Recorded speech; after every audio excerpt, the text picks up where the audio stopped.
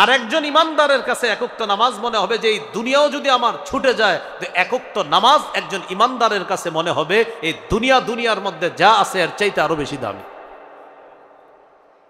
এটা আব্দুল্লাহ ইবনে মাসউদ রাদিয়াল্লাহু তাআলা আনহু বলেন, ইমানদার গুনাহকে মনে করে পাহাড়ের মতো, পাপাচার বান্দা গুনাহকে মনে করে মাছির মতো। তাহলে বলেন তো আজকে থেকে যে কোনো গুনাহকে আমরা কিসের মতো মনে করব? আল্লাহ তৌফিক দান করেন। এই গেল আজকের 4 নাম্বার কথা। 5 নাম্বার কথা, আমার এই দুটি আঙ্গুলের দিকে তাকান।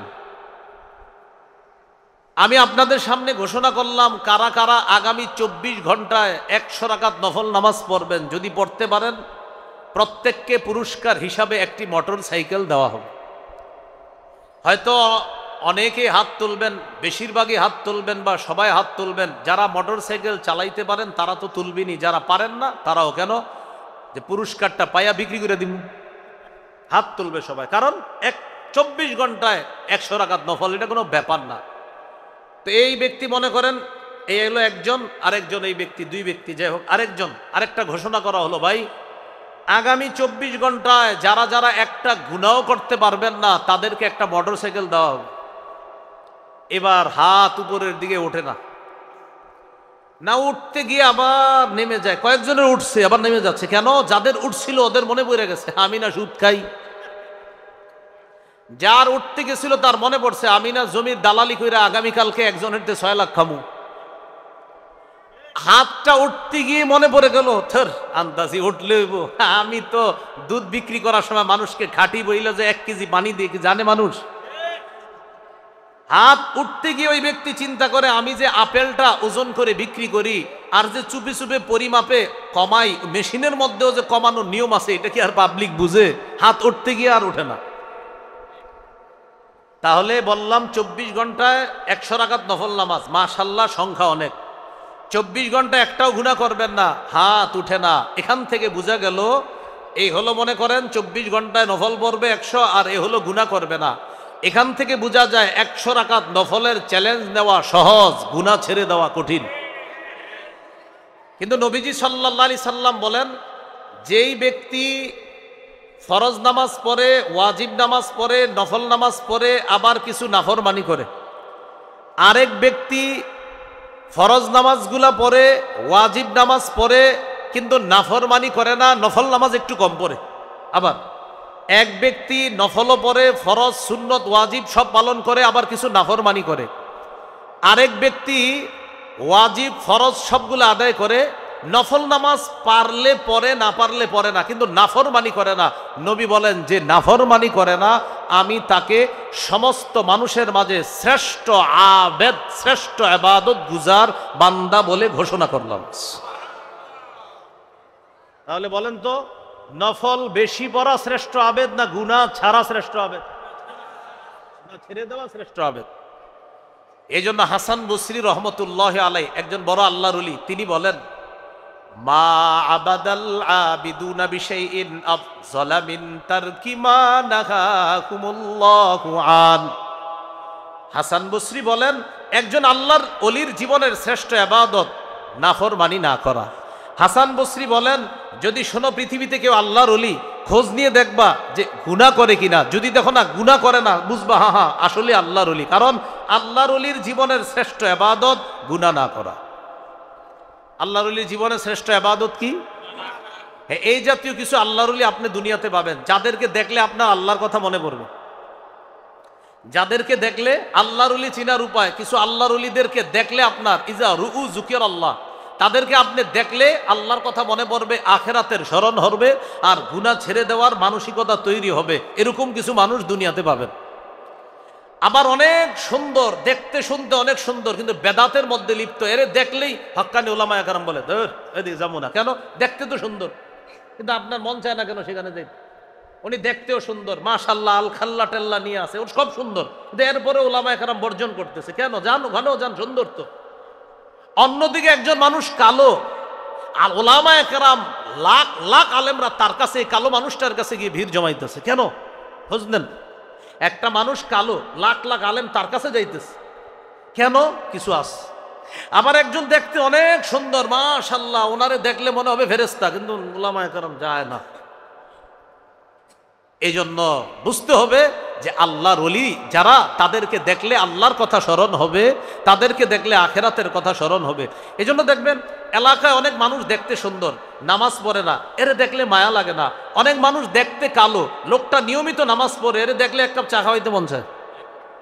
ওই যে আল্লাহ ভালোবাসা তৈরি করে, কালে হোয়া তু কিয়া হোয়া দিল ওয়ালে, কালা কিন্তু দিল আছে ভালো, এই জন্য কালো দেখতে, কিন্তু দেখলে মায়া লাগে। এই মেয়ে আপনি এরে তো মায়া করেন কা? হুজুর এমনি ভাল লাগে। ওই কালো মানুষ, কালো হইলেও ভালো লাগে, ও ভালো মানুষ।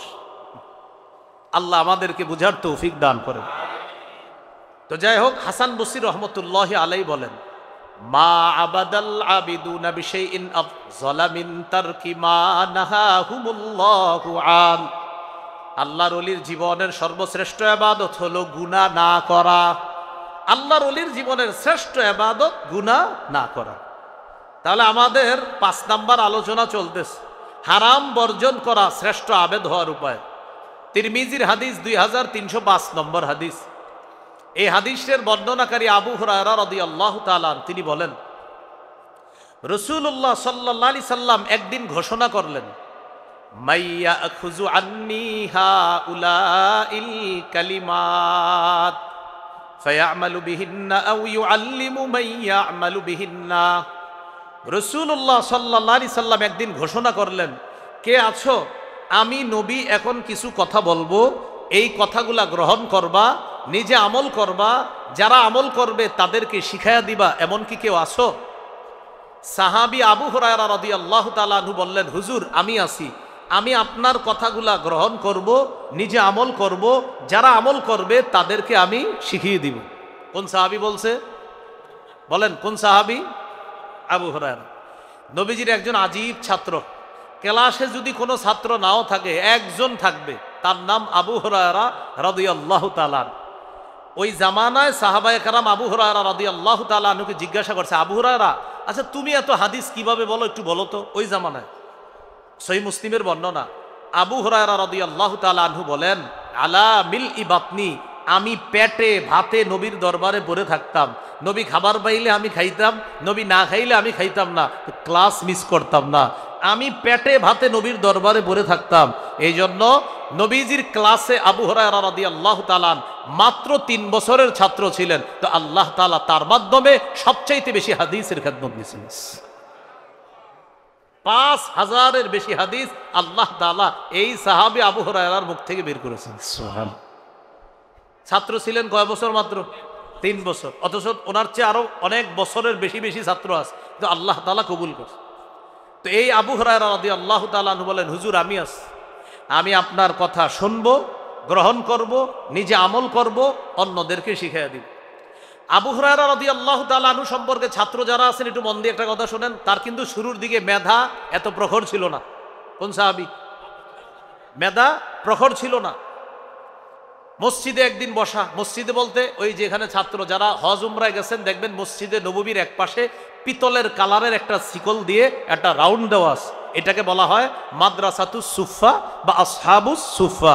এই মাদ্রাসায় রাসূল সাল্লাল্লাহু আলাইহি সাল্লাম ক্লাস করাইতেন, আর সাহাবীরা এখানে বসেই ক্লাস করতেন। এখন আবু হুরায়রা রাদিয়াল্লাহু তাআলা আনহু মসজিদে বসা, নবীজি সাল্লাল্লাহু আলাইহি সাল্লাম কামরা থেকে বের হয়েছে, মনটা খারাপ। সহিহ বুখারীতে আছে 119 নম্বর হাদিস। আবু হুরায়রা রাদিয়াল্লাহু তাআলা আনহু বললেন, হুজুর সামিআতু মিনকা হাদিসান কাসীরা ফাআনসা, আমি আপনার কাছে প্রচুর হাদিস শুনি, কিন্তু আমি ভুলে যাই খালি। আমি আপনার কাছ থেকে প্রচুর হাদিস শুনি, হাদিসগুলা আমি ভুলে যাই। নবীজি বললেন, তাই? হা, তাহলে এক কাজ করো, উপসুত রিদা, তোমার চাদরটা একটু বিছায়া দাও। আবু হুরায়রা রাদিয়াল্লাহু তাআলা আনহু বলেন, ফাবাসাততুহু, আমি আমার চাদর বিছিয়ে দিলাম। চাদর বিছানোর পর এই বিছানো চাদরের মধ্যে রাসূল সাল্লাল্লাহু আলাইহি সাল্লাম ফাগারাফা বিয়াদাইহি, হাত থেকে চাদরের মধ্যে এইভাবে কি জানি ঢেলে দিলেন, এইভাবে দিয়ে দিস। তো চাদরে তো আর কিছু নাই, মানে এমনি দেখছে যে এরকম করছে, তো নবীজির হাত তো ফাঁকা, আসলে তো কিছু আস। সুবহানাল্লাহ, আল্লাহ জানে। আর রাসূল সাল্লাল্লাহু আলাইহি সাল্লাম তার মুজিজা, নবীজি জানেন যে নবীজি এইভাবে কেন করছে।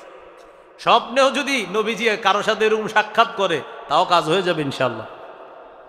রাসূলুল্লাহ সাল্লাল্লাহু আলাইহি সাল্লাম এটা করার পরে বললেন, চাদরটা পেঁচাও। আবু হুরায়রা রাদিয়াল্লাহু তাআলা আনহু পেঁচাইছে, এইভাবে একদম পুরো বইটা ফেলছে। বটার পর নবী বললেন, এবার এটা নিজের সাথে মিলাও।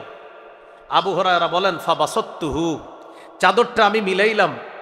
কোথায়? ইলা সদরি। ইলা সদরি, এই অংশটা বুখারীতে আপনারা পাবেন না, বাসাত্তুহু পাবেন।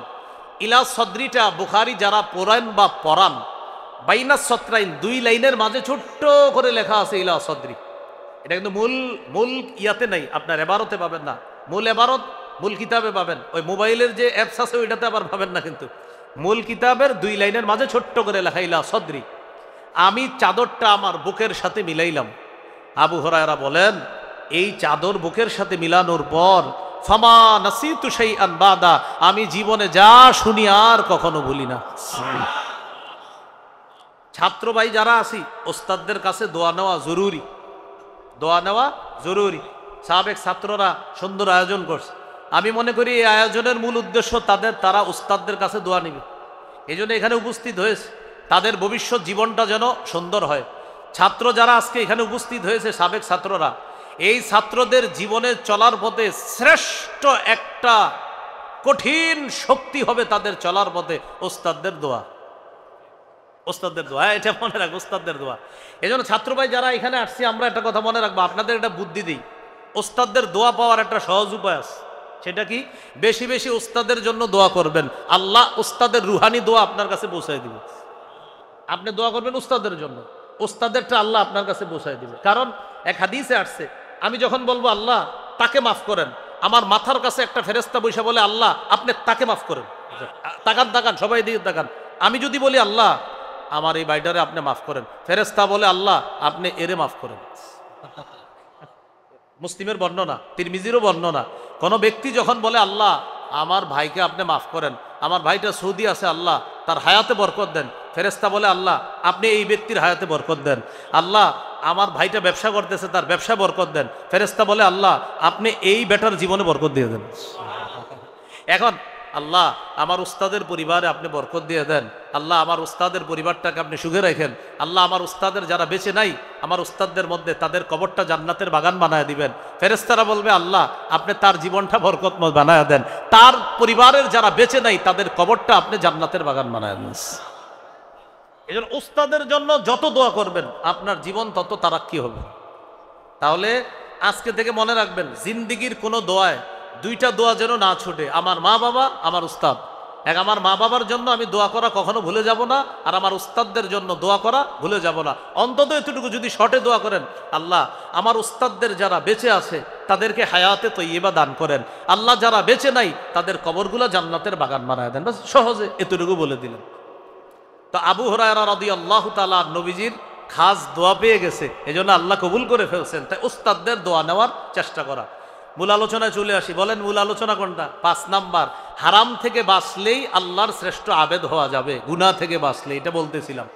এটা বলতে গিয়ে আপনাদেরকে তিরমিজির 2305 নম্বর হাদিস শোনাচ্ছি। নবী বললেন, কে আছো? আমি এখন কিছু কথা বলবো, কথাগুলা গ্রহণ করবা, নিজে আমল করবা, অন্যদেরকে শিখাইয়া দিবা।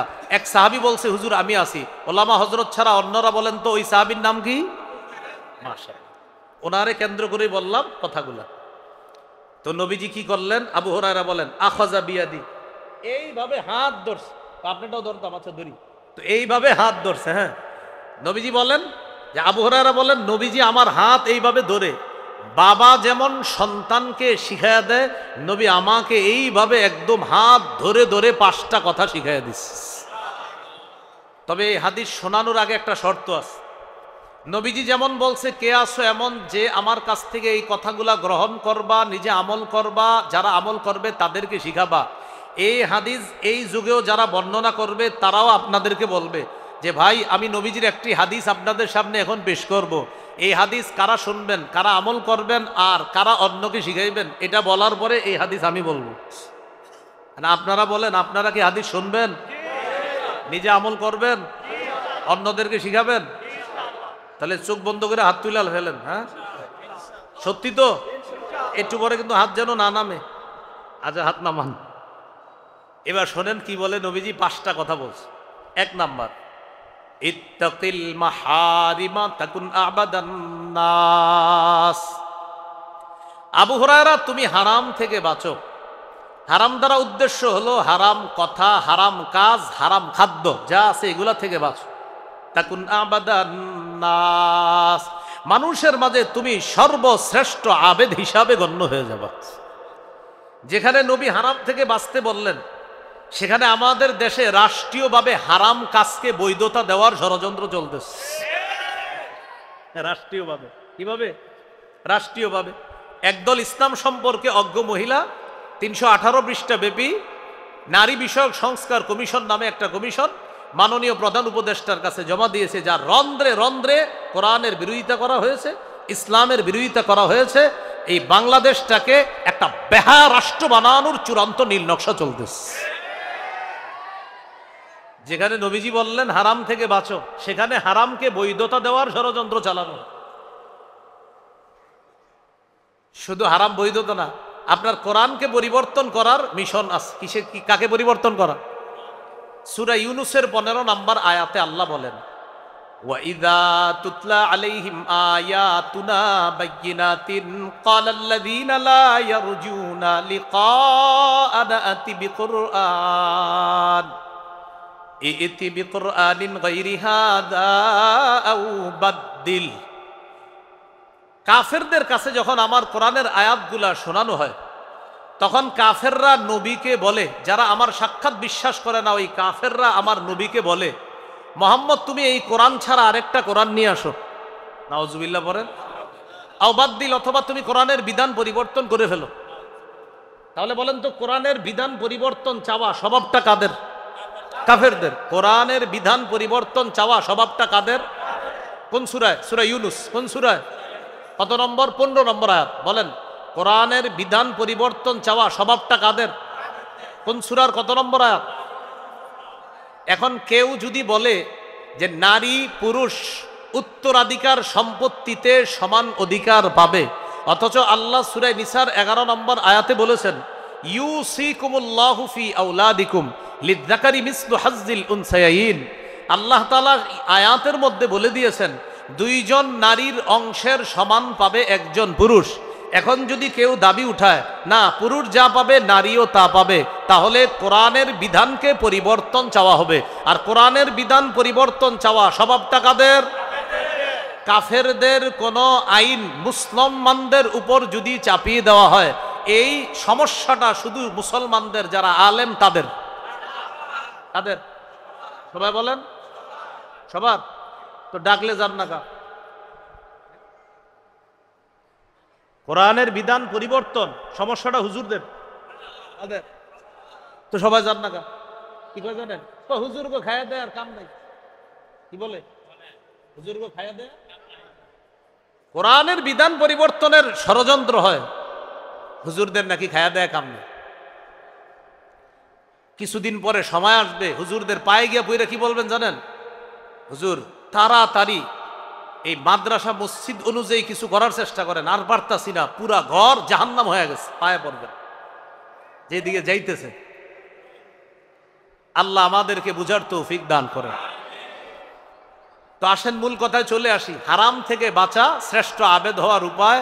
যেখানে আমরা হারাম থেকে বাঁচার চেষ্টা করব, সেখানে আমাদেরকে হারামের মধ্যে লিপ্ত করার ষড়যন্ত্র হয়। নারী বিষয়ক সংস্কার কমিশনের একটা হারাম কাজ বাস্তবায়ন করার দাবি, সেটা হলো যারা যৌনকর্মী তাদেরকে শ্রম অধিকার আইনে শ্রমিকদের মর্যাদা দেওয়া। এর মানে কোনো মেয়ে তার সতীত্ব বিক্রি করে টাকা কামাই করবে, এটা বলেন হালাল না হারাম? এটাকে শ্রমিকের মর্যাদা দেওয়ার আবেদন করা হয়েছে।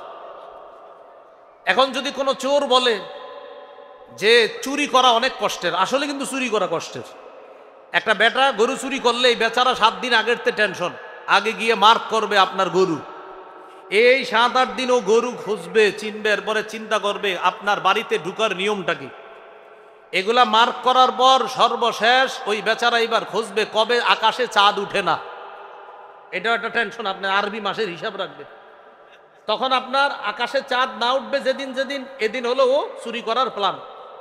এবার যেদিন চুরি করবে সর্বশেষ তেল লাগাবে শরীরে, লাগানোর পর সর্বশেষ তার কঠিন এক আপনার ভয় যে যদি ধরা খেয়ে যাই গণদুলাই থেকে বাঁচার উপায় নাই। এই টেনশন নিয়ে বেচারাই সর্বশেষ চুরিটা করে। এখন যদি চোররা বলে যে আমরা চোর সম্প্রদায় যারা আছি, চুরি করতে আমাদের অনেক কষ্ট হয়, শ্রম অধিকার আইনে আমাদের চোরদেরকেও শ্রমিকদের মর্যাদা চাই আমরা, এরকম যদি কোনো অধিকার চাওয়া হয় আমরা আশ্চর্য হব না। যেই দেশে যৌনকর্মীদেরকে শ্রমিকের মর্যাদা দেওয়ার দাবি তোলা হয়, সেই দেশে চোর যদি শ্রমিকের অধিকার চায়, সেখানে আশ্চর্য হওয়ার কিছু হবে। আল্লাহ রাসূলুল্লাহ সাল্লাল্লাহু আলাইহি ওয়াসাল্লাম ইত্তাকিল মাহারিমা তাকুন আ'বাদান নাস আও কামা ক্বালা আলাইহিস সালাতু ওয়াসসালাম। আল্লাহুম্মা সাল্লি আলা মুহাম্মাদিন ওয়া আলা আলি মুহাম্মাদ كما صليت على إبراهيم وعلى آل إبراهيم إنك حميد مجيد.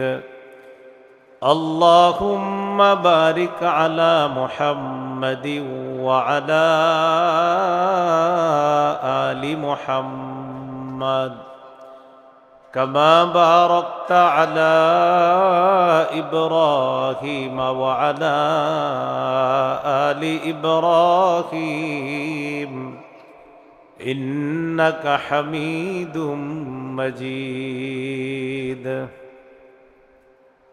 اللهم إني أعوذ بك من شر لساني ومن شر سمعي ومن شر بصري ومن شر منيي. রহিমপুর হেজাজিয়া এতিমখানা ও হাফিজিয়া মাদ্রাসার সাবেক ছাত্রদের উদ্যোগে বার্ষিক ইসলাহি মাহফিলের সভাপতি মাওলানা আমির হুসাইন উজানি মোতামিম, রহিমপুর হেজাজিয়া এতিমখানা ও হাফিজিয়া মাদ্রাসা, আলোচনা করেছেন মুফতি মাহমুদ বিন হাবিব, মুহাদ্দিস, জামিয়া দারুল উলুম মাদ্রাসা, দিল রোড, মগবাজার, ঢাকা। আরও অন্যান্য উলামায়ে কেরাম আলোচনা পেশ করেছেন। আয়োজনে রহিমপুর হেজাজিয়া এলামনাই অ্যাসোসিয়েশন, উপস্থিত হজরত উলামায়ে কেরাম, মুসলমান ভাইয়েরা, আল্লাহ তাআলার দরবারে শুকরিয়া আদায় করছি, আল্লাহ আমাদেরকে এই মাহফিলে উপস্থিত হওয়ার তৌফিক দান করেছেন বলি আলহামদুলিল্লাহ। ইসলাহ শব্দের অর্থ সংশোধন করা, পরিশুদ্ধ করা, খারাপটাকে ভালো করা, অশুদ্ধকে বিশুদ্ধ করা, প্রকাশ্য পাপ গোপন পাপ থেকে একটা মানুষকে পরিশুদ্ধ করার চেষ্টা করা। ইসলাহি মাহফিল দ্বারা সাধারণত বোঝানো হয়ে থাকে মানুষ হিসাবে মানুষের যে পাপ হয়ে যায়, এই পাপগুলা যেন মানুষ ভবিষ্যতে না করে, নগদ পাপগুলা যেন মানুষ ছেড়ে যায়, এই জন্য ইসলাহি মাহফিলের আয়োজন করা হয়। আমি আপনাদের সামনে সূরা আনআম থেকে দুটি আয়াতে কারিমা তেলাওয়াত করেছি। সূরা আনআমের 120 নম্বর আয়াত, সূরা আনআমের 151 নম্বর আয়াতের অংশ বিশেষ। এই দুটি আয়াত যদি সহজে বুঝেন, সূরা আনআমের 120 নম্বর আয়াতে আল্লাহ বলেছেন, ওয়াযারু যাহিরাল ইসমি ওয়া বাতিনা, তোমরা প্রকাশ্য পাপ গোপন পাপ ছেড়ে দাও। সূরা আনআমের 151 নম্বর আয়াতে আল্লাহ বলেন, ওয়ালা তাকরাবুল ফাওয়াহিশা মা যাহারা মিনহা ওয়া মা বাতান, প্রকাশ্য অশ্লীলতা গোপন অশ্লীলতার কাছেও যেও না। দেখেন, একটা আদেশ আর একটা নিষেধ। একটা হলো নগদ যেই গুনাহগুলা তোমরা করো ছেড়ে দাও, আর নিষেধ হলো নতুন করে আর গুনার কাছে যেও না। তো একটা সংশোধনের বিষয় হলো আমরা যেই গুনাহের মধ্যে আছি গুনাহগুলা ছেড়ে দেওয়া, নতুন করে আল্লাহর উপদেশ হলো, এই শোনো, নতুন করে গুনার কাছে যাবা না। আল্লাহ আমাদের সকলকে নগদ পাপগুলা বর্জন করে নতুন করে পাপের কাছে যেন না যাই, আল্লাহ তৌফিক দান করেন। পাপের একটা আরবি বা নাফরমানির আরবি হলো মাসিয়া। পাপের অনেকগুলা আরবি আছে, ফাসাদ, হুবুন, মাসিয়া, এগুলা সব পাপের অর্থ দেয়। মাসিয়া মানে নাফরমানি করা, এটার বহু বচন মাসি, গুনাহ করা, নাফরমানি করা। গুনাহ বা পাপ এটা মানুষ বারবার করতে করতে ইমানি যে একটা নূর থাকে তার, এই ইমানি নূরটা নিভে যায়। পাপ বারংবার করতে থাকলে ইমানি নূর নিভে যায়, তখন ভালো কাজ ভালো লাগে না, খারাপ কাজগুলা ভালো লাগে, কিন্তু ভালো কাজগুলা ভালো লাগে না। কখন? যখন ইমানি নূর নিভে যায়। আপনার মধ্যে যখন ইমানের নূর থাকবে, আলো থাকবে, তখন দেখবেন সব ভালো কাজগুলা আপনার করতে বেশি ভালো লাগে, খারাপ কাজগুলার কাছে যাইতে খারাপ লাগে। আর যখন আপনার মধ্যে ইমানি নূর থাকবে না, তখন দেখবেন খারাপ কাজগুলাই বেশি ভালো লাগে, আর ভালো কাজগুলার প্রতি অনীহা তৈরি হয়, থুর করব না, এরকম। এই জন্য পাপ, মাসিয়া, গুনাহ মৌলিকভাবে দুই প্রকার। এক নম্বর তারকুল মা'মুর, দুই নম্বর ফি'লুল মাহজুর। এক নম্বর তারকুল মা'মুর, আল্লাহর আদেশগুলা পরিত্যাগ করা গুনাহ। দুই নম্বর ফি'লুল মাহজুর, আল্লাহর নিষেধগুলা করা গুনাহ। বললাম একটা হলো তারকুল মা'মুর, আল্লাহ যা আদেশ করেছেন এটা ছেড়ে দেওয়া গুনাহ। আরেকটা হলো ওয়া ফি'লুল মাহজুর, দুই নাম্বার আল্লাহ যা নিষেধ করেছেন এই নিষেধগুলা করা গুনাহ। তাহলে আদেশগুলা ছাড়া গুনাহ, নিষেধগুলা করা গুনাহ। তাহলে গুনাহ পাপ মৌলিকভাবে দুই প্রকার, সুন্দরভাবে মনে রাখবেন। আল্লাহর আদেশগুলা ছেড়ে দেওয়া, দুই নাম্বার আল্লাহর নিষেধগুলা করা। তাহলে আল্লাহর আদেশগুলা ছেড়ে দেওয়া গুনাহ, আল্লাহর নিষেধগুলা করা গুনাহ। এ হলো গুনাহ বা পাপ মৌলিকভাবে দুই প্রকার।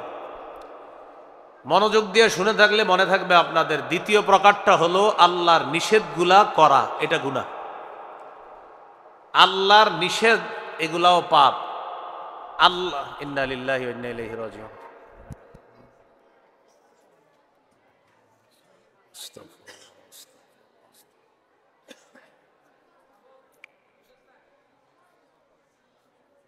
আস্তাগফিরুল্লাহ, আল্লাহ সহজ করুন। আমরা ইস্তেগফার বলি, ইস্তেগফার বলি, আল্লাহ সহজ করে দিবে। আস্তাগফিরুল্লাহ, আস্তাগফিরুল্লাহ,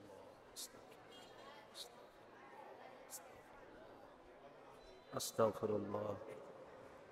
ছোট ছোট ছাত্র ভাইয়ারা ইস্তেগফার বড় কথা বলো না। আলহামদুলিল্লাহ।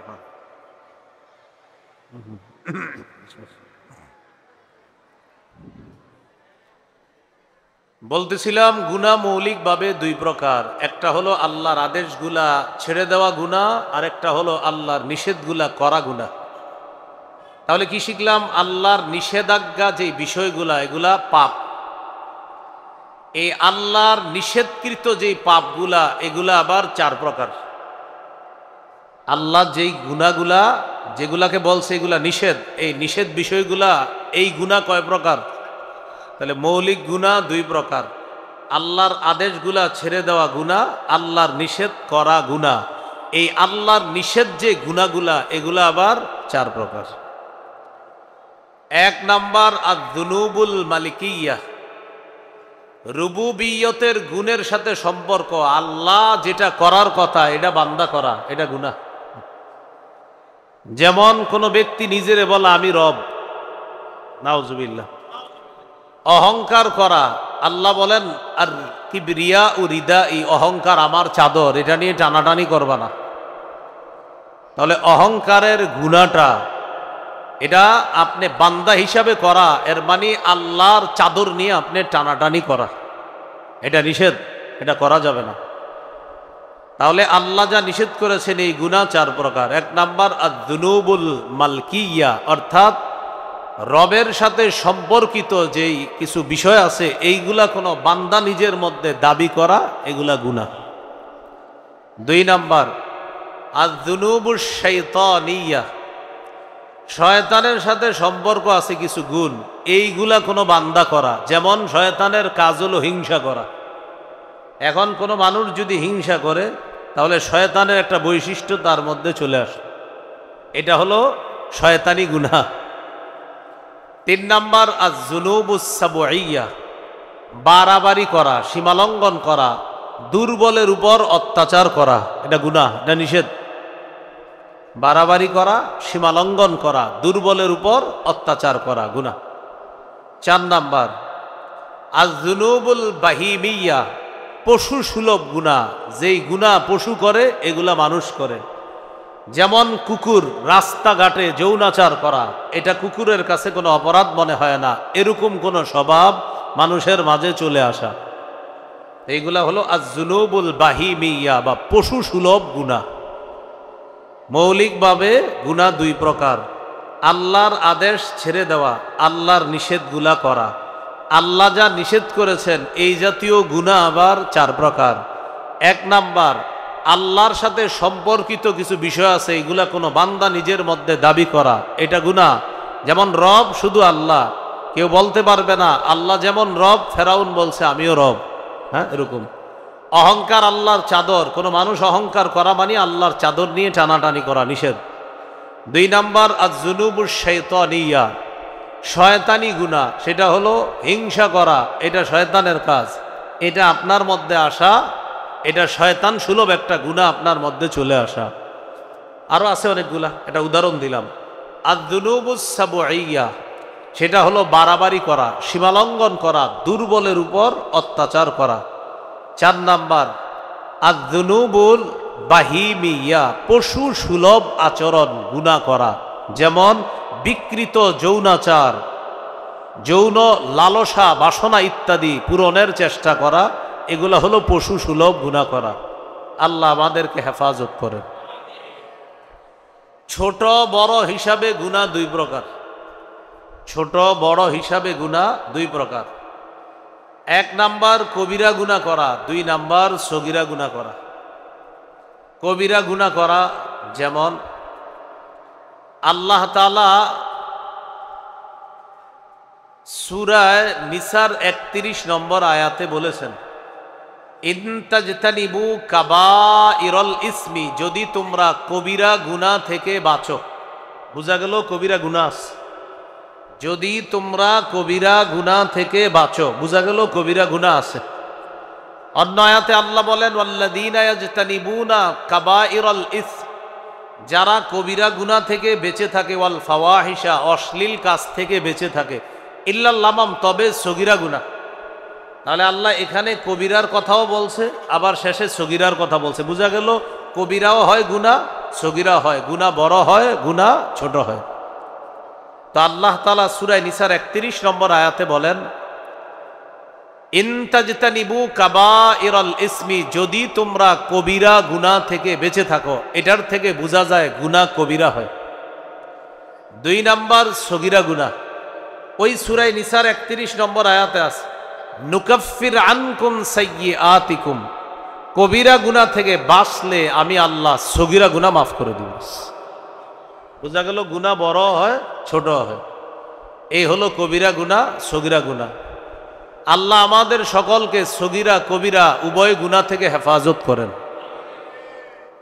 এবার মন দিয়ে একটু বুঝেন, রাসূলুল্লাহ সাল্লাল্লাহু আলাইহি সাল্লামের সাহাবী আনাস ইবনে মালিক রাদিয়াল্লাহু তাআলা আনহু বলেন, ইন্নাকুম লাতা'মালুনা আমালান হিয়া আদাক্কু ফি আ'য়ুনিকুম মিনাশ শারি, বুখারীর বর্ণনা। আনাস রাদিয়াল্লাহু তাআলা আনহু বলেন, তোমরা এমন এমন কাজ করো যেই কাজ তোমাদের কাছে চুলের চাইতে হালকা মনে হয়, চুলের চাইতে হালকা। যেমন আমরা মাঝে মাঝে কিছু গুনাহ করে বলি এক ব্যাপার না, গুনাহ করে বলি কি ব্যাপার না। হযরত আনাস বলেন, তোমরা কিছু কিছু কাজ করে এটাকে মনে করো চুলের চাইতে হালকা। ওয়াইন কুন্না লানাউদ্দুহা আলা আহদি রাসূলিল্লাহি সাল্লাল্লাহু আলাইহি ওয়াসাল্লাম মিনাল মুবিকাত। অথচ নবীর জামানায় তোমরা যেটাকে চুলের চেয়ে হালকা মনে করো, এটা নবীর যুগে আমরা ধ্বংসযোগ্য অপরাধ মনে করতাম। এখন আপনারা অবাক হচ্ছেন যে হুজুর এই যুগের কথা, হযরত আনাস কি এই যুগের কথা বলছে? হযরত আনাস নবীর সাহাবী, এই যে বললেন যাদেরকে, মানে কি আমাদেরকে বলছে? আবার বুঝেন, হযরত আনাস বললেন তোমরা কিছু কাজ করো, এটাকে তোমরা চুলের চেয়ে হালকা মনে করো। তো হযরত আনাস কথাটা কারে বলছে? ওনার যুগের মানুষকে। তো ওনার যুগের মানুষ কখন? নবীর একদম কাছাকাছির যুগে। তাহলে নবীর কাছাকাছি যুগে যারা, তারা কিন্তু বড় গুনাহ করতো না। নবীর কাছাকাছি যুগ 3 যুগ, খায়রুল কুরুনি কারনি সুম্মাল্লাযীনা ইয়ালুনাহুম সুম্মাল্লাযীনা ইয়ালুনাহুম। নবী হাদিসের মধ্যে 3 যুগকে সর্বোত্তম যুগ বলছে। ওই সর্বোত্তম যুগে মানুষ বেশি গুনাহ করতো না। তো ওই যুগে হয়তো কোনো গুনাহ হয়ে গেলে হযরত আনাস বলতেন, মিয়া তোমরা যেই গুনারে চুলের চেয়ে হালকা মনে করো, তো ওই যুগের গুনাহ আর কি, মানুষ তো গুনাহই করতো না। তো হযরত আনাস ওইটাকেই বলতেন, তোমরা এটাকে চুলের চেয়ে হালকা মনে করো, নবীর যুগে এটা ধ্বংসযোগ্য অপরাধ মনে করতাম। আমি চিন্তা করি হযরত আনাস যদি আমাদের যুগের মানুষের গুনাহ দেখতো, সেটারে কি বলতো? ওই যুগে বলছে চুলের চেয়ে হালকা, তো ওই যুগে তো মানুষ গুনাহই করতো না বেশি, সেটা উনি বললেন চুলের চেয়ে হালকা, আর নবীর যুগে নাকি এটা ধ্বংসকারী অপরাধ। তার মানে হযরত আনাসের জামানা সর্বোত্তম জামানার মধ্যেও কিছু পাপকে তিনি বললেন যে এটা কিছুদিন আগে নবী দুনিয়াতে ছিল, তখন ছিল এটা ধ্বংসযোগ্য অপরাধ। মিয়া তোমরা এখন এটা অপরাধী মনে করতেছো না? হযরত আনাস যদি ওই যুগে এমন কথা বলে, আমাদের গুনাহ যদি হযরত আনাস দেখতেন, আল্লাহ জানে কি বলতেন, কি বলে ফেলতেন, তোমাদের তো ঈমানই নাই। আমাদের গুনাহ দেখলে মনে হয় এমনই বলে ফেলতেন, তোমরা এগুলো কি করো। প্রিয় ভাইরা, এই জন্য রাসূলুল্লাহ সাল্লাল্লাহু আলাইহি সাল্লাম বলেন, ইয়াকুম ওয়া মুহাক্কিরাতিজ যুনুব, তোমরা ছোট ছোট গুনাহ থেকেও বাঁচো। রাসূলুল্লাহ সাল্লাল্লাহু আলাইহি সাল্লাম বলেন, একটা দল গেছে কোনো এলাকার মধ্যে বনভোজনে সফরে গেছে, তারা যাওয়ার পর একটা বনের মধ্যে তারা ঢুকছে, ঢুকার পর তাদের খাবারের প্রয়োজন। নবী হাদিসে বলছে, কা কওমিন নাজালু বাতনা ওয়াদিন, এমন জাতির মতো যেই জাতি কোনো এলাকায় নামছে, নামার পর তাদের খাবারের প্রয়োজন। তালাশ করে দেখে তাদের সাথে রুটি আছে, তেল আছে, জ্বালানোর জন্য আপনার আগুনেরও ব্যবস্থা আছে, শুধুমাত্র লাকড়ি নাই। তেল আছে, রুটির জন্য আটা আছে, আবার যে আগুন জ্বালাবে এরকমও ব্যবস্থা আছে, কিন্তু আগুনটা জ্বালাবে যে কাঠের মধ্যে, কাঠ নাই, লাকড়ি নাই, অর্থাৎ লাকড়ি আনতে ভুলে গেছে। এখন আপনারা বলেন তো, রুটি তৈরি করা কি সম্ভব হবে? আমির সাহেব বুদ্ধি করলেন, কি করা যায়, সবার পেটে খিদা, খাবার দরকার, রুটি তৈরি করতে গেলে অনেক সময় প্রয়োজন, লাকড়ি তৈরি কারে পাঠাবো? যদি একজনরে বলি লাকড়ি সংগ্রহ করতে, তাহলে এই ব্যক্তির পক্ষে লাকড়ি সংগ্রহ করা অনেক সময় লেগে যাবে। আমির সাহেব বুদ্ধি করে কি বললেন, সবাইকে বললেন তোমরা প্রত্যেকে একটা একটা লাকড়ি নিয়ে আসো। বলেন তো, এখানে আমরা সবাই চট্টগ্রাম গেলাম, এক বনের মধ্যে যাওয়ার পর হঠাৎ আমাদের খাবারের খিদা লাগছে, কিন্তু ইতিমধ্যে খাবার আছে, সব আছে, তৈরি করার জন্য আগুন প্রয়োজন, আগুন নাই। আমির সাহেব যদি একজনকে লাকড়ি আনতে বলে, এতগুলা মানুষের খাবারের জন্য লাকড়ি কি কম লাগবে না অনেক বেশি? এখন এতগুলা মানুষের খাবারের লাকড়ি যদি একজন আনে, তার পক্ষে এতগুলা লাকড়ি আনা সময় কম না অনেক বেশি লাগবে? বুদ্ধি করে যদি আমরা সবাই গিয়ে একটা লাকড়ি নিয়ে আসি, সময় কম লাগবে। আমির সাহেব বুদ্ধি করে বললেন, তোমরা সবাই একটা একটা লাকড়ি নিয়ে আসো। সবাই দৌড় দিয়ে একটা লাকড়ি নিয়ে আসছে, একই সময়ে অনেকগুলা লাকড়ি উপস্থিত হয়ে গেছে।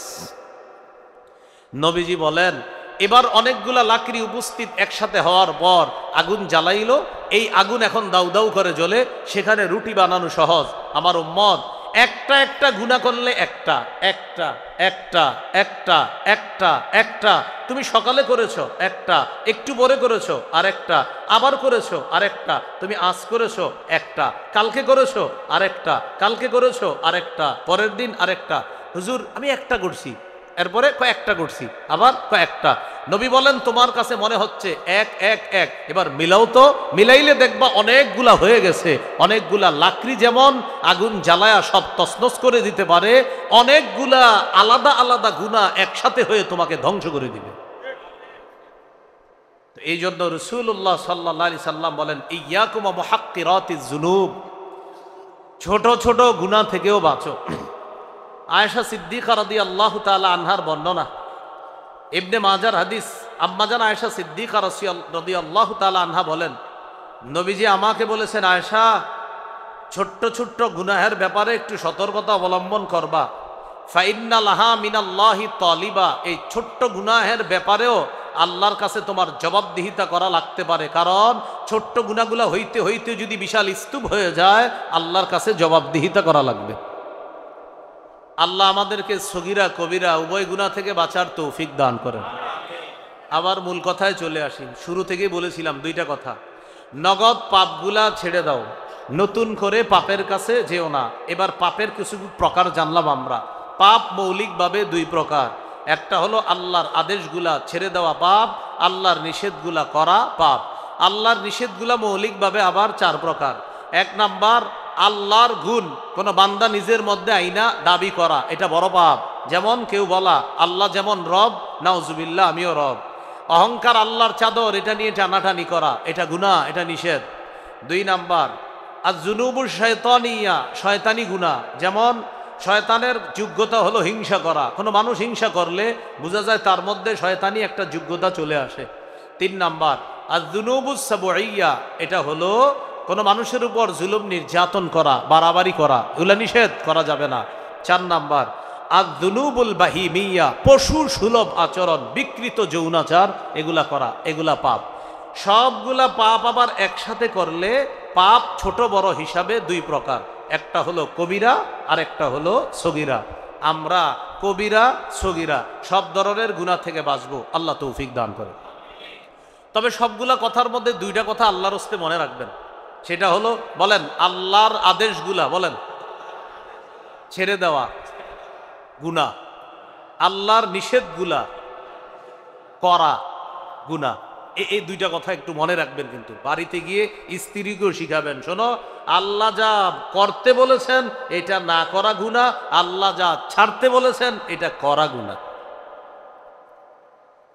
এইগুলো আজকের প্রথম দুইটা আয়াতের আলোচনা। এক নম্বর সূরা আনামের 120 নম্বর আয়াত, দুই নম্বর সূরা আনামের 151 নম্বর আয়াত। আজকের 3 নম্বর আলোচনা। মাঝে মাঝে আমাদের গুনাহ হয়ে যায়।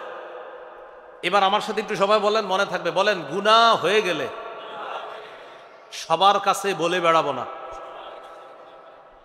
প্রয়োজনে কোনো আল্লাহওয়ালা মুরব্বির কাছে ব্যক্তিগতভাবে গুনাহের কথা বলা যাবে, সবার কাছে না। মানে আপনি একটা গুনাহ করেন, ছাড়তে পারেন না, প্রতিদিন খালি করেন কিন্তু ছাড়তে পারেন না, আহা আমি কি করব, গুনাহটা ছাড়তে পারি না, তখন সবার কাছে বলে বেড়াবেন না। এই মুরাদনগরের কোন আল্লাহওয়ালা আলেম আছে, মুরাদনগর মাদ্রাসা আছে, মাদ্রাসার মুতামিম সাহেব আছে, মাওলানা মুফতি আমজাদ সাহেবের কাছে যান। আমি হুজুরের নাম বললাম, আরো অনেক ওলামা একরাম, হজরতের সাথে আমাদের সম্পর্ক আছে, এই জন্য হজরতের নাম বললাম। তেমনি আরো আমাদের আপনাদের এইদিকে মাওলানা মুফতি আনিসুর রহমান আসলামী সাহেব আসে, মাওলানা মুফতি মুশতাকুন নবী কাসিমি সাহেব প্রচুর আসে এইদিকে। তো এই জাতীয় কোনো আল্লাহওয়ালার কাছে গিয়ে আপনি ব্যক্তিগতভাবে বলতে পারেন, হুজুর আমি তো একটা পাপ করি, ছাড়ার অনেক চেষ্টা করতেছি, পারতেছি না, সর্বশেষ না পেরে আপনার কাছে আমি বিষয়টা জানাইলাম রোগ হিসাবে, এখন আমার এই রোগের ট্রিটমেন্ট কি হবে একটু আপনি বলে দেন।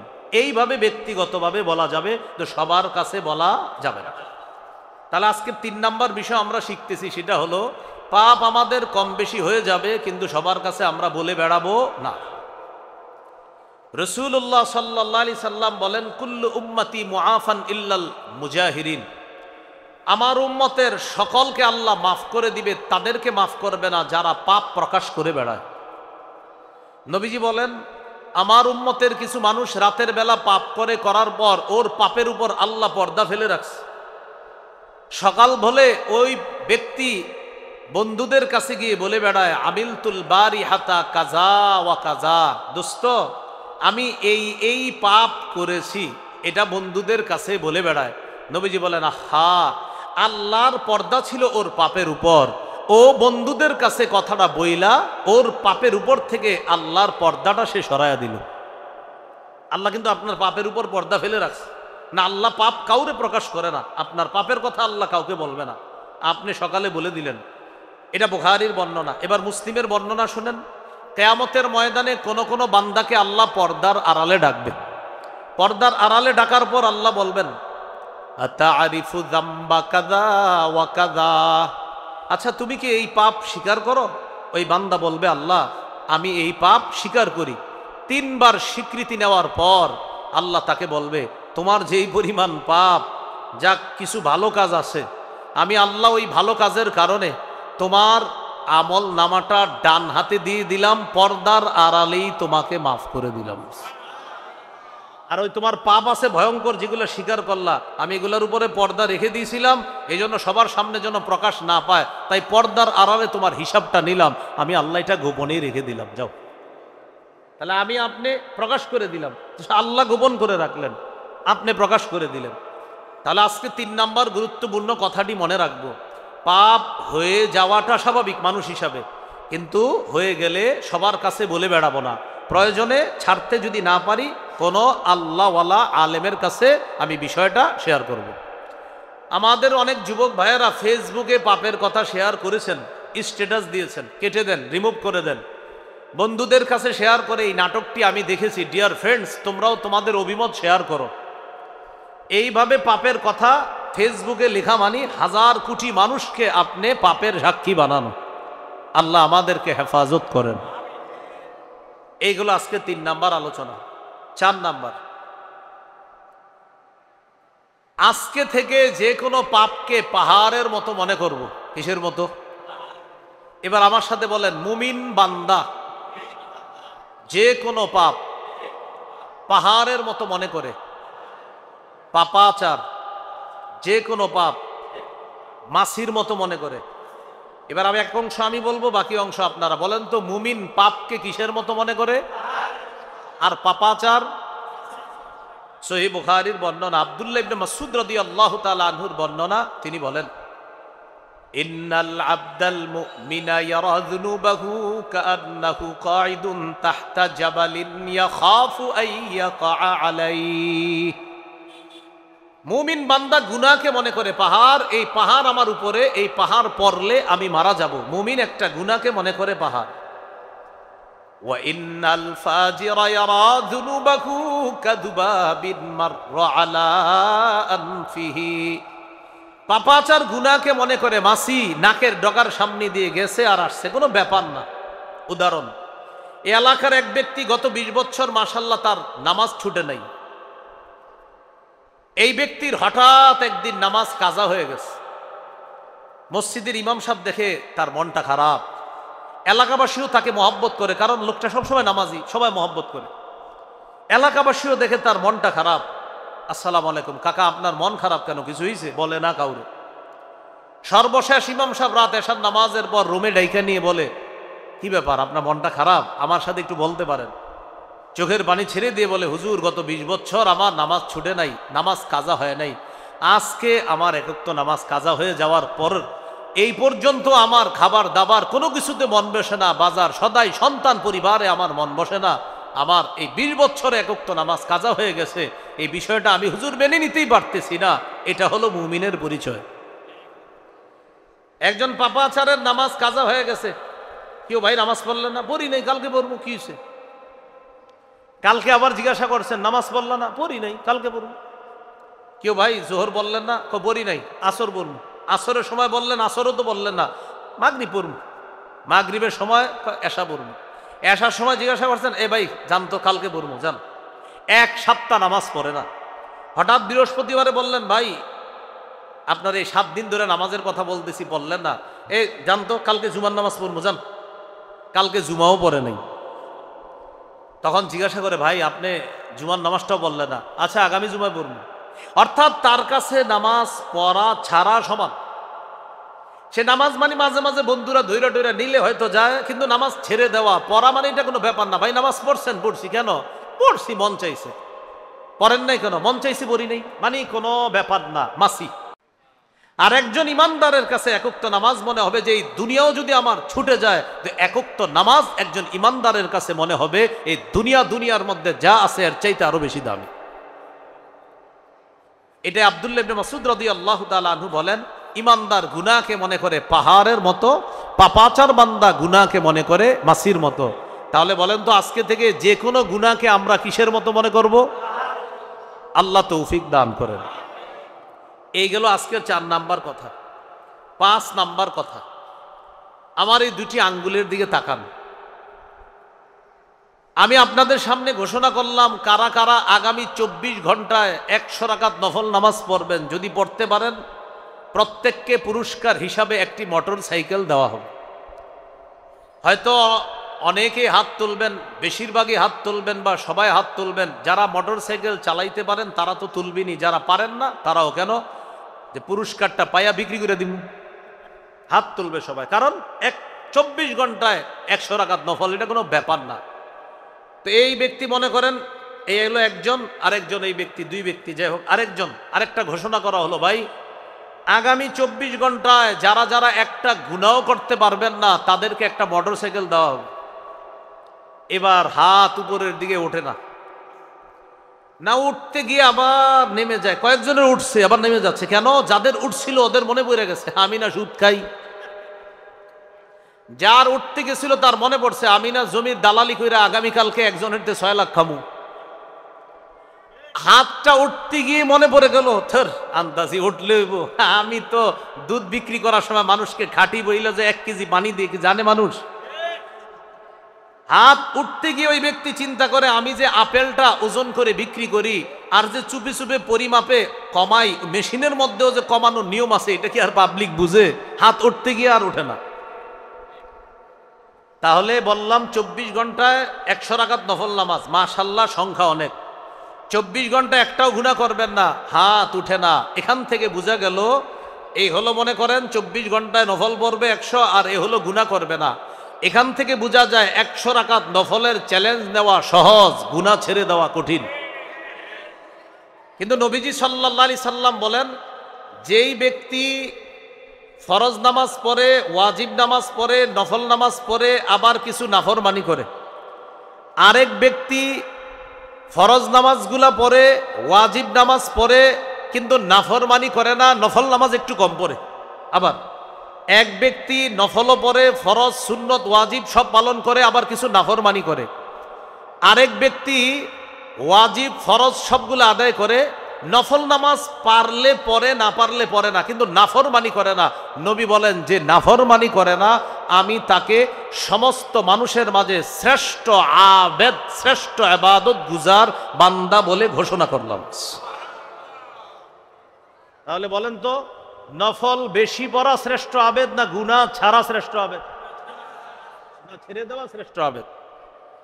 এই জন্য হাসান বসরি রহমতুল্লাহ আলাই, একজন বড় আল্লাহর ওলি, তিনি বলেন, মা আবাদাল আবিদুনা বিশাইইন আফযালা মিন তারকি মা নাহাকুমুল্লাহু আন।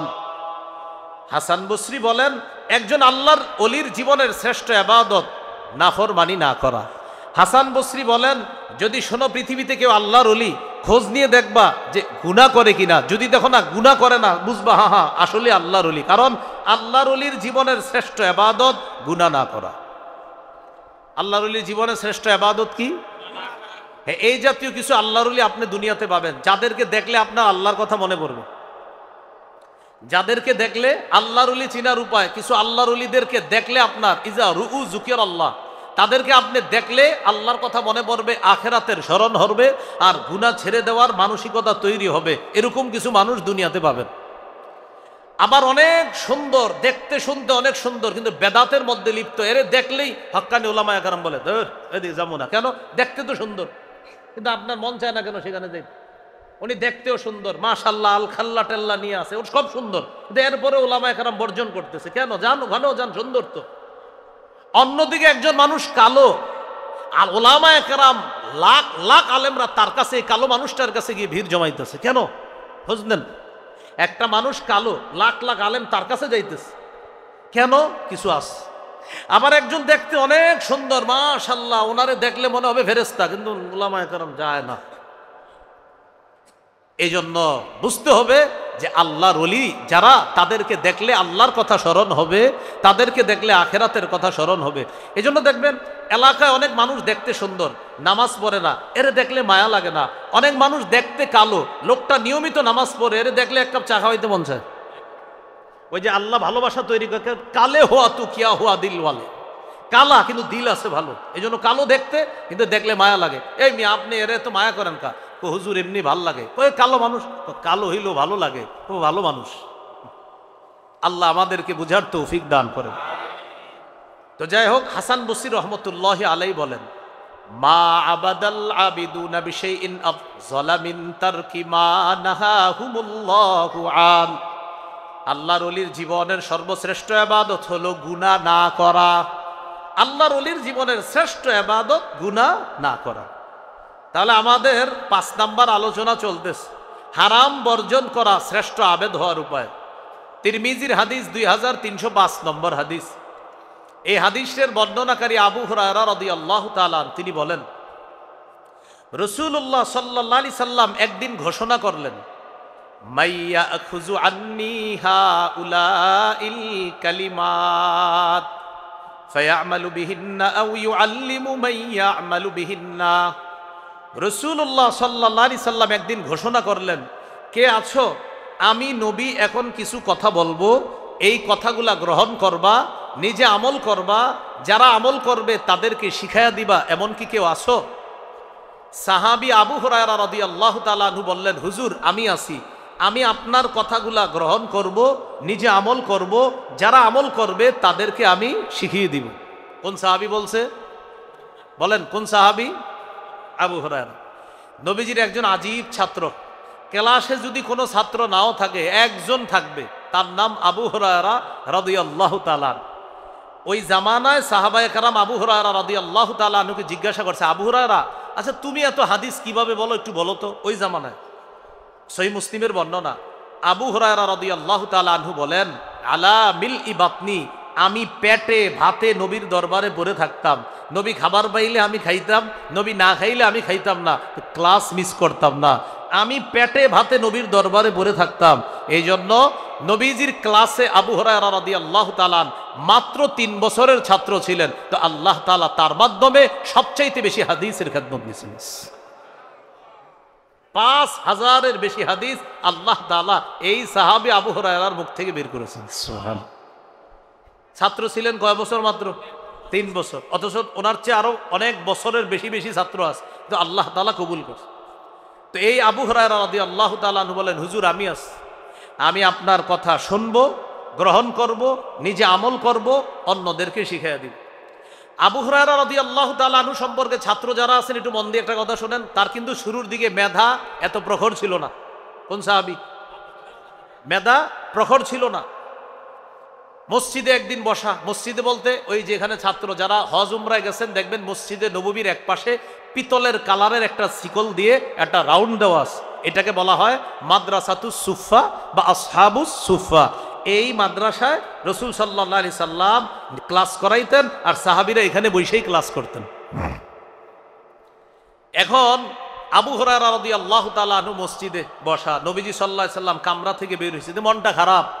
সহিহ বুখারীতে আছে 119 নম্বর হাদিস। আবু হুরায়রা রাদিয়াল্লাহু তাআলা আনহু বললেন, হুজুর সামিআতু মিনকা হাদিসান কাসীরা ফাআনসা, আমি আপনার কাছে প্রচুর হাদিস শুনি কিন্তু আমি ভুলে যাই খালি। আমি আপনার কাছ থেকে প্রচুর হাদিস শুনি, হাদিসগুলা আমি ভুলে যাই। নবীজি বললেন, তাই? হা, তাহলে এক কাজ করো, উপসুত রিদা, তোমার চাদরটা একটু বিছায়া দাও। আবু হুরায়রা রাদিয়াল্লাহু তাআলা আনহু বলেন, ফাবাসাততুহু, আমি আমার চাদর বিছিয়ে দিলাম। চাদর বিছানোর পর এই বিছানো চাদরের মধ্যে রাসূল সাল্লাল্লাহু আলাইহি সাল্লাম ফাগারাফা বিয়াদাইহি, হাত থেকে চাদরের মধ্যে এইভাবে কি জানি ঢেলে দিলেন, এইভাবে দিয়ে দিস। তো চাদরে তো আর কিছু নাই, মানে এমনি দেখছে যে এরকম করছে, তো নবীজির হাত তো ফাঁকা, আসলে তো কিছু আস। সুবহানাল্লাহ, আল্লাহ জানে। আর রাসূল সাল্লাল্লাহু আলাইহি সাল্লাম তার মুজিজা, নবীজি জানেন যে নবীজি এইভাবে কেন করছে। স্বপ্নেও যদি নবীজি কারোর সাথে এরকম সাক্ষাৎ করে তাও কাজ হয়ে যাবে ইনশাআল্লাহ। রাসূলুল্লাহ সাল্লাল্লাহু আলাইহি সাল্লাম এটা করার পরে বললেন, চাদরটা পেঁচাও। আবু হুরায়রা রাদিয়াল্লাহু তাআলা আনহু পেঁচাইছে, এইভাবে একদম পুরো বইটা ফেলছে। বটার পর নবী বললেন, এবার এটা নিজের সাথে মিলাও। আবু হুরায়রা বলেন, ফাবাসাততুহু, চাদরটা আমি মিলাইলাম।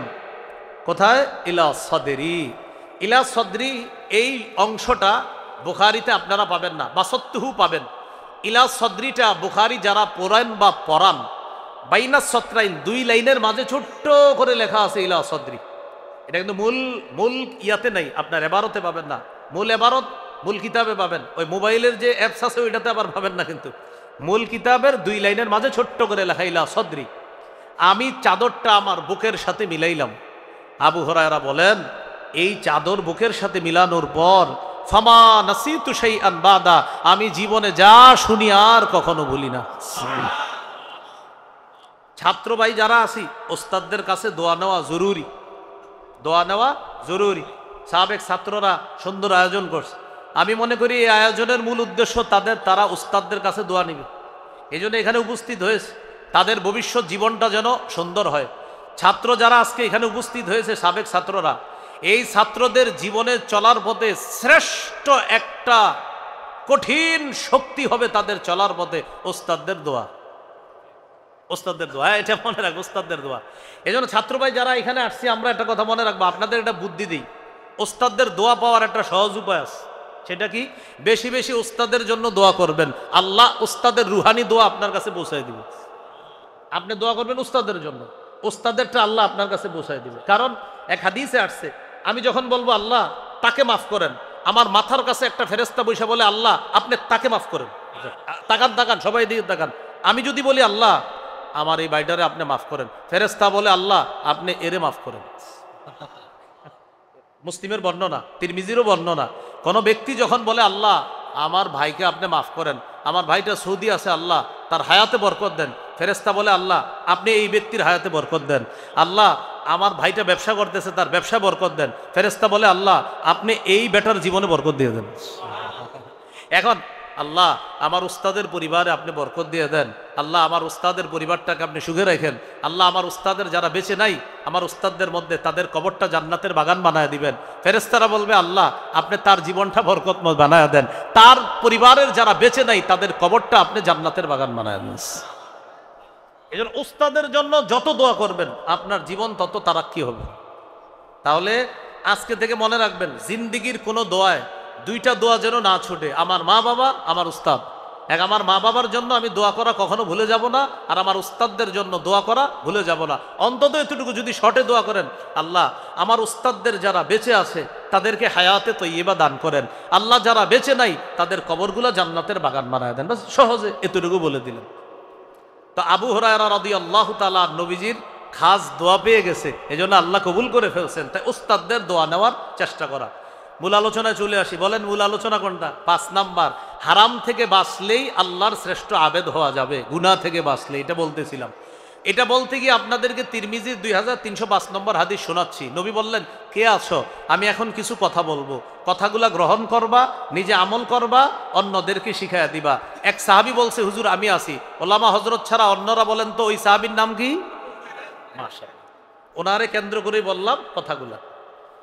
তো নবীজি কি করলেন? আবু হুরায়রা বলেন, আখাযা বিয়াদি, এইভাবে হাত ধরছে। আপনারটাও ধরতাম, আচ্ছা ধরি। তো এইভাবে হাত ধরছে। হ্যাঁ, নবীজি বলেন যে, আবু হুরায়রা বলেন নবীজি আমার হাত এইভাবে ধরে, বাবা যেমন সন্তানকে শিখাইয়া দেয়, নবী আমাকে এইভাবে একদম হাত ধরে ধরে 5টা কথা শিখাইয়া দিচ্ছে। তবে এই হাদিস শোনানোর আগে একটা শর্ত আছে। নবীজি যেমন বলছে কে আসো, এমন যে আমার কাছ থেকে এই কথাগুলা গ্রহণ করবা, নিজে আমল করবা, যারা আমল করবে তাদেরকে শিখাবা। এই হাদিস এই যুগেও যারা বর্ণনা করবে তারাও আপনাদেরকে বলবে যে ভাই আমি নবীজির একটি হাদিস আপনাদের সামনে এখন পেশ করব। এই হাদিস কারা শুনবেন, কারা আমল করবেন, আর কারা অন্যকে শিখাইবেন, এটা বলার পরে এই হাদিস আমি বলবো। আপনারা বলেন, আপনারা কি হাদিস শুনবেন, নিজে আমল করবেন, অন্যদেরকে শিখাবেন? তাহলে চোখ বন্ধ করে হাত তুলে ফেলেন। হ্যাঁ, সত্যি তো? একটু পরে কিন্তু হাত যেন না নামে। আচ্ছা, হাত নামান। এবার শোনেন কি বলে নবীজি। 5টা কথা বলছে। 1 নাম্বার, ইত্তাকিল মাহারিমা তাকুন আবাদান নাস। আবু হুরায়রা তুমি হারাম থেকে বাঁচো। হারাম দ্বারা উদ্দেশ্য হলো হারাম কথা, হারাম কাজ, হারাম খাদ্য যা আছে এগুলা থেকে বাঁচো। তাকুন আবাদান নাস, মানুষের মাঝে তুমি সর্বশ্রেষ্ঠ আবেদ হিসাবে গণ্য হয়ে যাবা। যেখানে নবী হারাম থেকে বাঁচতে বললেন, সেখানে আমাদের দেশে রাষ্ট্রীয়ভাবে হারাম কাজকে বৈধতা দেওয়ার ষড়যন্ত্র চলতেছে। রাষ্ট্রীয়ভাবে কিভাবে? রাষ্ট্রীয়ভাবে একদল ইসলাম সম্পর্কে অজ্ঞ মহিলা 318 পৃষ্ঠা ব্যাপী নারী বিষয়ক সংস্কার কমিশন নামে একটা কমিশন মাননীয় প্রধান উপদেষ্টার কাছে জমা দিয়েছে, যার রন্ধ্রে রন্ধ্রে কোরআনের বিরোধিতা করা হয়েছে, ইসলামের বিরোধিতা করা হয়েছে। এই বাংলাদেশটাকে একটা বেহা রাষ্ট্র বানানোর চূড়ান্ত নীলনকশা চলতেছে। যেখানে নবীজি বললেন হারাম থেকে বাঁচো, সেখানে হারামকে বৈধতা দেওয়ার ষড়যন্ত্র চালানো। শুধু হারাম বৈধতা না, আপনার কোরআনকে পরিবর্তন করার মিশন আছে। কিসে? কাকে পরিবর্তন করা? সূরা ইউনূসের 15 নম্বর আয়াতে আল্লাহ বলেন, ওয়াইযা তুতলা আলাইহিম আয়াতুনা বায়্যিনাতিন ক্বালাল্লাযীনা লা ইয়ারজুনা লিকাআনা আতি বিকুরআন ইতি বিকুরআনিন গায়রি হাযা আও বাদদিল। কাফেরদের কাছে যখন আমার কোরআনের আয়াতগুলা শোনানো হয়, তখন কাফেররা নবীকে বলে, যারা আমার সাক্ষাৎ বিশ্বাস করে না ওই কাফেররা আমার নবীকে বলে, মোহাম্মদ তুমি এই কোরআন ছাড়া আরেকটা কোরআন নিয়ে আসো। নাউজুবিল্লাহ বলেন। আও বাদদিল, অথবা তুমি কোরআনের বিধান পরিবর্তন করে ফেলো। তাহলে বলেন তো, কোরআনের বিধান পরিবর্তন চাওয়া স্বভাবটা কাদের? কাফেরদের। কোরআনের বিধান পরিবর্তন চাওয়া স্বভাবটা কাদের? কোন সূরায়? সূরা ইউনূস। কোন সূরায়? কত নম্বর? 15 নম্বর আয়াত। বলেন, কোরআনের বিধান পরিবর্তন চাওয়া স্বভাবটা কাদের? কোন সূরার কত নম্বর আয়াত? এখন কেউ যদি বলে যে নারী পুরুষ উত্তরাধিকার সম্পত্তিতে সমান অধিকার পাবে, অথচ আল্লাহ সূরা নিসার 11 নম্বর আয়াতে বলেছেন, ইউসিকুমুল্লাহু ফি আওলাদিকুম লিযযাকারি মিসলু হাজ্জিল উনসায়াইন। আল্লাহ তাআলা আয়াতের মধ্যে বলে দিয়েছেন, দুইজন নারীর অংশের সমান পাবে একজন পুরুষ। এখন যদি কেউ দাবি উঠায় না পুরুষ যা পাবে নারীও তা পাবে, তাহলে কোরআনের বিধানকে পরিবর্তন চাওয়া হবে। আর কোরআনের বিধান পরিবর্তন চাওয়া স্বভাবটা কাদের?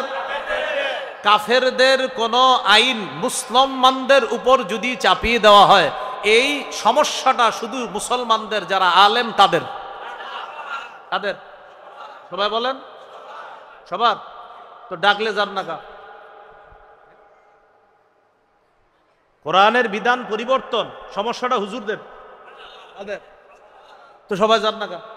কি করে জানেন? তো হুজুরকে খাইয়া দেয় আর কাম নাই। কি বলে? হুজুরকে খাইয়া দেয়। কোরআনের বিধান পরিবর্তনের ষড়যন্ত্র হয়, হুজুরদের নাকি খাইয়া দেয় কাম নেই। কিছুদিন পরে সময় আসবে হুজুরদের পায়ে গিয়ে পইরা কি বলবেন জানেন? হুজুর তাড়াতাড়ি এই মাদ্রাসা মসজিদ অনুযায়ী কিছু করার চেষ্টা করেন, আর পারতাছি না, পুরা ঘর জাহান্নাম হয়ে গেছে। পায়ে পড়বেন যেদিকে যাইতেছে। আল্লাহ আমাদেরকে বুঝার তৌফিক দান করেন। তো আসেন মূল কথায় চলে আসি। হারাম থেকে বাঁচা শ্রেষ্ঠ আবেদ হওয়ার উপায়। যেখানে আমরা হারাম থেকে বাঁচার চেষ্টা করব, সেখানে আমাদেরকে হারামের মধ্যে লিপ্ত করার ষড়যন্ত্র হয়। নারী বিষয়ক সংস্কার কমিশনের একটা হারাম কাজ বাস্তবায়ন করার দাবি, সেটা হলো যারা যৌনকর্মী তাদেরকে শ্রম অধিকার আইনে শ্রমিকদের মর্যাদা দেওয়া। এর মানে কোনো মেয়ে তার সতীত্ব বিক্রি করে টাকা কামাই করবে, এটা বলেন হালাল না হারাম? এটাকে শ্রমিকের মর্যাদা দেওয়ার আবেদন করা হয়েছে। এখন যদি কোনো চোর বলে যে চুরি করা অনেক কষ্টের, আসলে কিন্তু চুরি করা কষ্টের। একটা বেটা গরু চুরি করলে এই বেচারা 7 দিন আগের তে টেনশন, আগে গিয়ে মার্ক করবে আপনার গরু। এই 7-8 দিন ও গরু খুঁজবে, চিনবে, এরপরে চিন্তা করবে আপনার বাড়িতে ঢুকার নিয়মটা কি। এগুলা মার্ক করার পর সর্বশেষ ওই বেচারা এবার খুঁজবে কবে আকাশে চাঁদ উঠে না। এটাও একটা টেনশন। আপনি আরবি মাসের হিসাব রাখবে, তখন আপনার আকাশে চাঁদ না উঠবে যেদিন যেদিন, এদিন হলো ও চুরি করার প্ল্যান। এবার যেদিন চুরি করবে সর্বশেষ তেল লাগাবে শরীরে, লাগানোর পর সর্বশেষ তার কঠিন এক আপনার ভয় যে যদি ধরা খেয়ে যাই গণদুলাই থেকে বাঁচার উপায় নাই। এই টেনশন নিয়ে বেচারাই সর্বশেষ চুরিটা করে। এখন যদি চোররা বলে যে আমরা চোর সম্প্রদায় যারা আছি, চুরি করতে আমাদের অনেক কষ্ট হয়, শ্রম অধিকার আইনে আমাদের চোরদেরকেও শ্রমিকদের মর্যাদা চাই আমরা। এরকম যদি কোনো অধিকার চাওয়া হয়, আমরা আশ্চর্য হব না। যেই দেশে যৌনকর্মীদেরকে শ্রমিকের মর্যাদা দেওয়ার দাবি তোলা হয়, সেই দেশে চোর যদি শ্রমিকের অধিকার চায়, সেখানে আশ্চর্য হওয়ার কিছু হবে। এটা আরো যুক্তিযুক্ত বেশি। চোর বেচারার কষ্ট হয়, অনেক কষ্ট হয়। আহারে কত কষ্ট, শেষ মাইডে যদি খায় আরো কত কষ্ট। এটা হলো শ্রমিকের মর্যাদা। তাহলে যেখানে আমাদেরকে বলছে হারাম থেকে বাঁচতে, গুনাহ থেকে বাঁচতে, সেখানে আমাদের জন্য গুনাহের দরজা খোলার চেষ্টা করা হচ্ছে। সূরা নূরের 2 নম্বর আয়াতে আল্লাহ বলেন, আয-যানিয়াতু আয-যানি ফাজলিদু কুল্লা ওয়াহিদিম মিনহুমা মিআতা জালদা। অবিবাহিত নারী পুরুষ যারা জিনা করে তাদেরকে 100 বেত্রাঘাত করা হবে, আর বিবাহিত নারী পুরুষ যারা জিনা করে তাদেরকে পাথর মেরে হত্যা করা হবে। এখন আপনারা বলেন, জিনা করা এটা হালাল না হারাম? হারাম। তাহলে এরকম কোন কমিশন বাস্তবায়ন করা, এটার মানে হলো জিনাকে বৈধতা দেওয়া, আর জিনা বৈধতা দেওয়া মানে একটা হারামের বৈধতা দেওয়া। এটা মুসলমান হিসাবে আমরা মেনে নিতে পারি না। আল্লাহ আমাদেরকে হারামের বাস্তবায়ন থেকে আমাদের দেশকে আল্লাহ হেফাজত করেন। এইগুলো রাসূল সাল্লাল্লাহু আলাইহি সাল্লামের 1 নাম্বার কথা। শিখাবে কয়টা? হাত ধরে 5টা। 1, হারাম থেকে বাঁচো, খাঁটি আবেদ হবা। 2, ওয়ারদ বিমা কাসামাল্লাহু লাকা তাকুন আগনান নাস। আবু হুরায়রা, আল্লাহ তোমার বরাদ্দ যা রাখছে, তোমার জীবনে রিজিক হিসাবে যা রাখছে, এতে তুমি খুশি থাকো, আল্লাহর ফয়সালায় তুমি সন্তুষ্ট থাকো, মানুষের মধ্যে মনের দিক থেকে তুমি সর্বশ্রেষ্ঠ ধনী মানুষ হয়ে যাবা। আপনার আল্লাহ ফয়সালা করছে 20,000 টাকা, আপনি 20,000 টাকায় খুশি থাকেন। 50,000 যে ইনকাম করে ওর দিকে তাকায়েন না, খালি কষ্ট পাবেন। 50,000 যার ইনকাম, যদি চিন্তা করেন ওর 50, এই চিন্তায় আপনার 30 দিন শেষ হবে, খালি কষ্ট পাবেন। আর 20,000-এ আপনি চলার শিখার চেষ্টা করে ফেলেন, দেখবেন 20,000-এ খালি বলবেন আলহামদুলিল্লাহ আলহামদুলিল্লাহ আলহামদুলিল্লাহ। আর যে 50,000 কামাই, যদি তাকান ওর দিকে, ওর 50, আরে ওর 50, আরে আপনার শরীর আরো খারাপ হবে। এজন্য নবী বললেন, তোমাকে আল্লাহ যা দিছে এটাতে তুমি খুশি থাকো, তুমি শ্রেষ্ঠ ধনী হবা। 3 নাম্বার, ওয়া আহসিন ইলা জারিকা তাকুন মুমিনা। প্রতিবেশীর সাথে উত্তম আচরণ করো, খাঁটি মুমিন হয়ে যাবা। প্রতিবেশীর সাথে উত্তম আচরণ করো, খাঁটি মুমিন হবা। আমি গাড়ি থেকে নাইমা এখানে আসা পর্যন্ত যুবক ওলামা একরাম প্রায় সবাই আমারে সালাম দিছে, মুসাফা করছে, যারা যারা সামনে পড়ছে। এর মধ্যে এমন লোক আছে যারা মুসাফা করছে আমার সাথে, যারা গত 5 বছর প্রতিবেশীরই সালাম দেয় নাই। হ্যাঁ, কারে সালাম দেয় নাই? প্রতিবেশীরই। কিন্তু আমারে পুরা, হুজুর আসসালাম, হুজুর আপনি মা ঠিক আছে তো, সফর ঠিক আছে তো, প্রতিবেশীরই সালাম দেয় না। অথচ রাসূল সাল্লাল্লাহু আলাইহি সাল্লাম বলেন, প্রতিবেশীর হক আদায় করো প্রতিনিয়ত একটা সালামের মাধ্যমে হলেও। সুবহানাল্লাহ। প্রতিবেশীরই সালাম দেয় না কেন? এই তুমি সালাম দেয় না কেন? কয় হ্যাঁ তো আমগো উত্তর ঘরের আব্দুর রহিমে। আরে তারে সালাম দেয় না কেন? আমার ভাতিজা ইউসুফে, এই জন্য সালাম দেয় না। তুমি সালাম দেয় না কেন? কিন্তু আমার কাকায়। মানে আপনি কাকারে সালাম দিবেন না? ও আমার কাকারেও সালাম দিব। আপনি সালাম দেন না কেন? আমার আব্বা। মানে সন্তান বাবাকে, বাবা সন্তানকে, মা সন্তানকে, সন্তান মাকে সালাম দেওয়াটা এটা মনে করে লজ্জার বিষয়। আর স্বামী স্ত্রীকে সালাম দেওয়া এটা তো আরো লজ্জা। রাস্তাঘাটে 14 জন মহিলারে সালাম দিবে, কিন্তু ঘরের স্ত্রীকে গিয়ে সালাম দিবে? হুজুর এটা কি বলেন আপনি? স্ত্রীকে মানে সালাম, মানে এটা কেমনে সম্ভব? তো আব্বারে সালাম দেওয়া এটা তো আপনার মোয়ানাকা তো পরে, সালাম দিবে এটা অনেক পরে। একটু সালাম মুসাফা করেন, আমার দিকে তাকান। হাদিসে আসছে কোনো মুসলমান সালামের পর 2 জন যখন মুসাফা করে, এবার ছাড়েন, এই পৃথক হয়ে গেলাম, আমরা 2 জন পৃথক হওয়ার আগেই দুজনের গুনাহ, গাছের পাতা যেমন ঝরে পড়ে যায়, দুজনের গুনাহগুলো এইভাবে ঝরে পড়ে যায়। এখন আপনারা একটু বুঝে থাকলে বলেন, আমার বাবা আর আমার গুনাহগুলো এইভাবে ঝরে পড়ুক, দরকার আসেনি? বাবারে সালাম দেন, চিন্তা করেন, বাবারে সালাম দিলে বাবার গুনাহ ঝরবে, আমার গুনাহ ঝরবে। মাকে সালাম দিলে মায়ের গুনাহ ঝরবে, আমার গুনাহ ঝরবে। স্ত্রীকে সালাম দিলে স্ত্রীর গুনাহ ঝরবে, আমার গুনাহ ঝরবে। রাস্তাঘাটে কতজনে যে সালাম দেয়, স্ত্রীকে সালাম দেয় না।